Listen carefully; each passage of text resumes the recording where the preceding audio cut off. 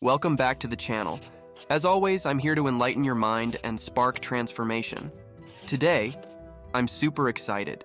The book Deep Work by Cal Newport was just handed to me, as if the heavens themselves had descended to deliver it, and it couldn't have come at a better time. Cal, the grand sage of concentration, reveals the magical technique of deep work, a state of such laser-focused zen that monks at meditation appear to be scatterbrained squirrels on an espresso binge. If you collect the jewels dropped in this book, it will make it really hard for your competition to compete with you because it won't be easy to duplicate your recipe for success. So hold on to your sweet tooth because Cal has some treats stored in this book. So in the book, Cal talks about the enchantress herself, J.K. Rowling, and her battle with the forces of distraction. You see, even the creator of the wizarding world needed a fortress of solitude. She wasn't dodging dark wizards, but rather the dreaded cacophony of screaming children and the relentless barking of hellhounds. Well, maybe not hellhounds, but close enough. So she did what any sane writer would do. She booked a suite at a 5-star hotel in the mystical land of Edinburgh, Scotland. But of course, she didn't intend to stay there, oh no. It's just that the first day's writing went so swimmingly that she thought, why not turn this into a 7-book staycation? And just like magic, she ended up conjuring the final Harry Potter installment amidst the plush luxury of hotel life. Who needs Hogwarts when you've got room service? In the ancient annals of tech history, we find the legend of Bill Gates, the slayer of basic programming, circa 1974. It was a time when men were men, and software was something you had to forge with your bare hands. Bill, in his quest to craft the very first version of BASIC, embarked on an 8-week odyssey. But this wasn't your ordinary coding spree. This was deep work in its primeval form. As the story goes, Gates toiled so vigorously that he would often drift into the land of slumber, his noble head resting on the battlefield of his keyboard, like a medieval knight taking a power nap amidst a dragon fight. Then, after a mere hour of rest, he would awaken from the depths of his coding coma and pick up right where he left off. And there you have, the birth of BASIC, a software born from the ashes of keyboard imprints and caffeinated dreams, destined to become the cornerstone of a billion-dollar empire. Because nothing says success like coding through the night and wearing exhaustion like a badge of honor. But how can deep work result in best-selling books, creative products, and peak productivity levels? While neuroscientists have discovered that intensive periods of concentration in particular sectors of work induce myelin to form in relevant portions of the brain. Myelin is a white tissue that forms around neurons and permits brain cells to fire faster and cleaner.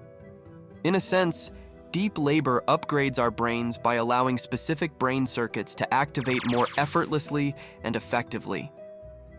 Deep work improves our brains, allowing us to quickly link ideas and discover creative solutions. The capacity to undertake deep work is becoming increasingly valued and unusual in today's industry. It's valuable because when you create something amazing in today's hyper-connected society, it has the potential to reach billions of people. To stand out amidst the noise and avoid being forgotten by the deluge of information that we deal with on a daily basis, outstanding work must be produced.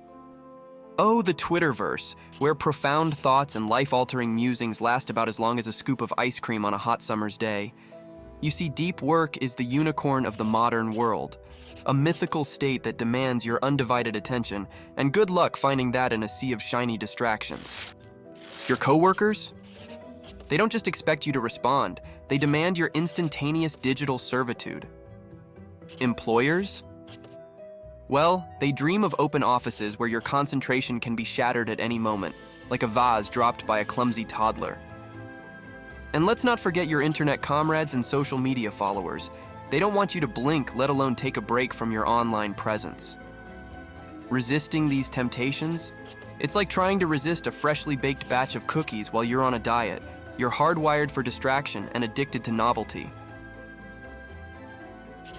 Welcome to the digital age, where deep work is as rare as a sober circus clown. In a 2012 study involving 205 individuals, psychologists Wilhelm Hoffman and Roy Baumeister discovered that humans can only resist impulses to take a break from work, to check email, surf the web, or watch TV 50% of the time. But there is still hope.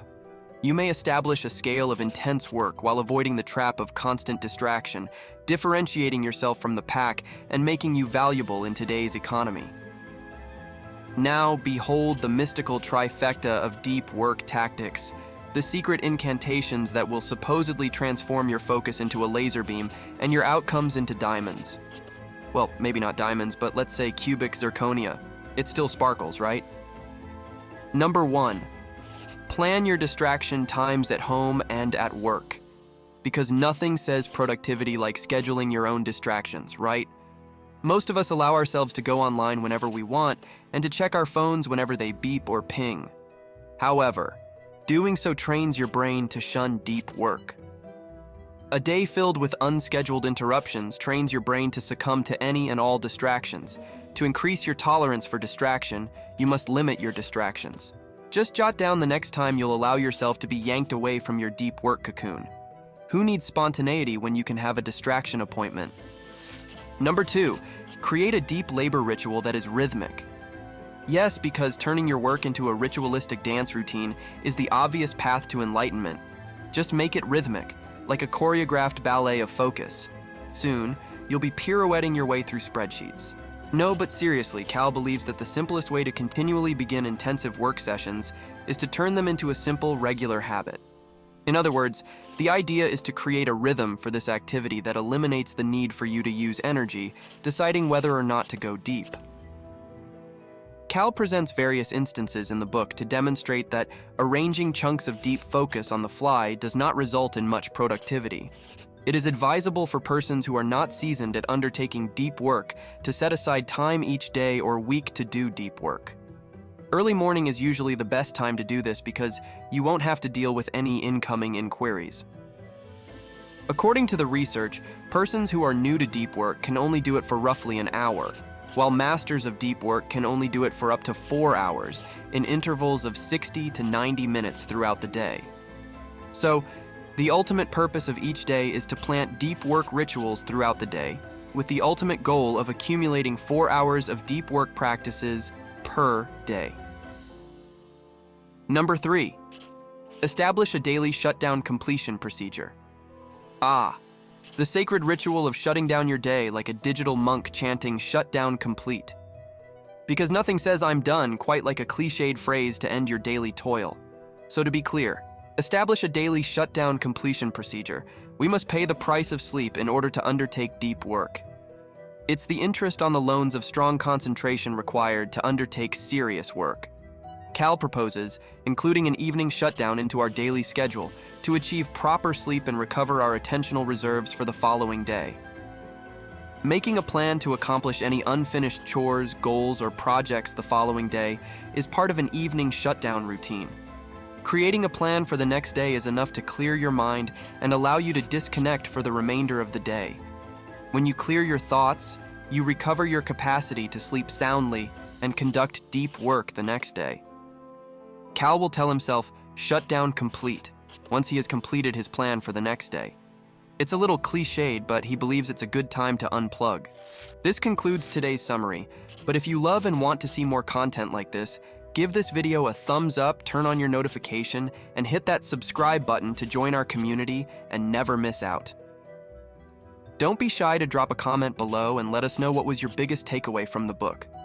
We love hearing from you and engaging in meaningful conversations with our viewers.